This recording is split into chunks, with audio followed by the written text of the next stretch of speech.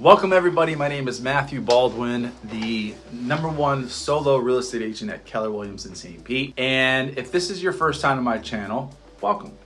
If for all you returning viewers, welcome back. Today we are going to take a deep dive into the world of homeowners associations or HOAs. You'll learn what an HOA is, how it operates, and whether the HOA you're considering moving into is the right fit for you. This is going to be packed with essential information, so stay tuned. Let's get started on the basis of what exactly an HOA is. An HOA is an incorporated legal entity that governs a community. Think of it like a behind-the-scenes team maintaining the neighborhood's rules and responsibilities. Having the HOA provides liability protection for homeowners because it's accountable for its debts and legal matters. So if a lawsuit arises, it pertains to the HOA and not to individual homeowners like yourself. And this can be a huge relief when moving into a community that you know has your back. We're going to be speaking about the essential documents that you need right now. These documents will be essential for you prior to moving into an HOA. The first set of documents you'll encounter are the Articles of Incorporation, the documents filed with the state. These include the name and purpose of the HOA. If you ever doubt the legitimacy of an HOA, just head over to the Florida Secretary of State's website and do a quick search. There you will see who is the board of directors of that HOA. The second document you will be provided are the bylaws or governing docs.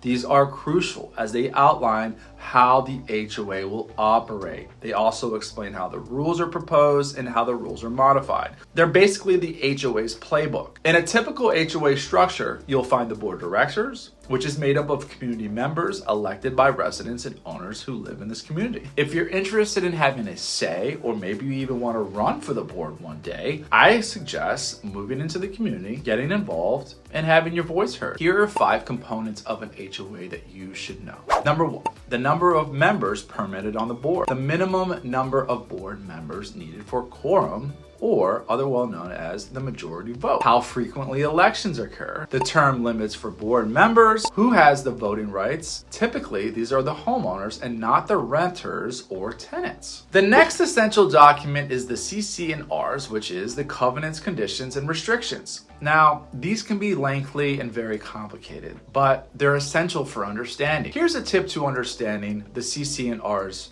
and understanding what you can get out of them the fastest way. Now you have the document from your real estate expert or the HOA, you put it on your laptop or your computer, and you have it now on your computer. You hit Control F on your computer and the search will come up for keywords. Now that search you can put in landscaping or pool, and it's an easy way to find the specific regulations you care about. The next essential document that you will need is the rules and regulations. So it's good to say that the CC&R tell you how to operate, and the bylaws are how the HOA is run. And the rules and regulations are a set of new rules that came after the community was structured and tell you how to run the HOA day to day. The rules and regulations are a list of everyday practices. Examples are what to expect when it comes to things like noise levels, parking limitations, how many guest parking spots you have, and pet regulations. Rules and regulations are in fact more flexible and can be easily amended or added by the board,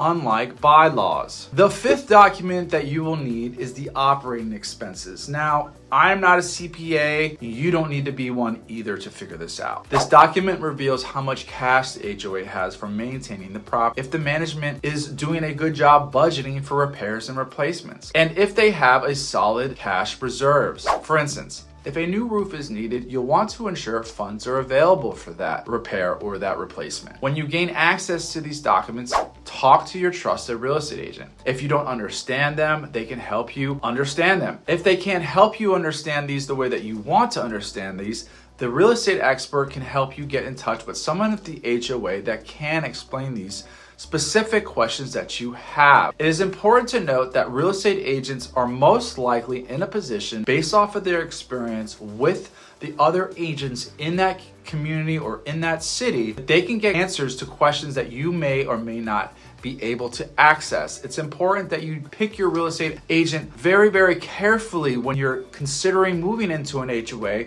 because it is not always as transparent as looking up on the financing and budget report on determining whether or not an assessment or a future repair is needed. It is important to note that assessments that are a year or 2 years out might not be on this document. So it's important for your real estate agent to figure out how old the roof is or when's the last time the pool was resurfaced to determine if there is a large assessment in the future coming to that particular HOA.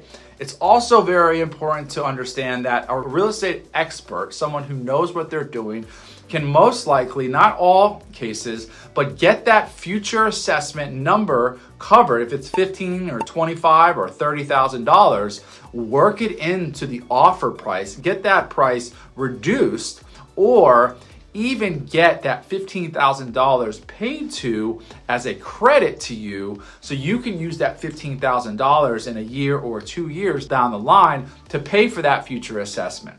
More than anything I see is agents just selling real estate without asking any questions, and that is not good for you as a buyer. As we wrap up, remember I'm here to answer all your questions about HOAs or the buying process of any property in the city of Tampa or the Tampa Bay or the beaches. Be sure to hit that subscribe button if I've given you any kind of value, and give the video a thumbs up.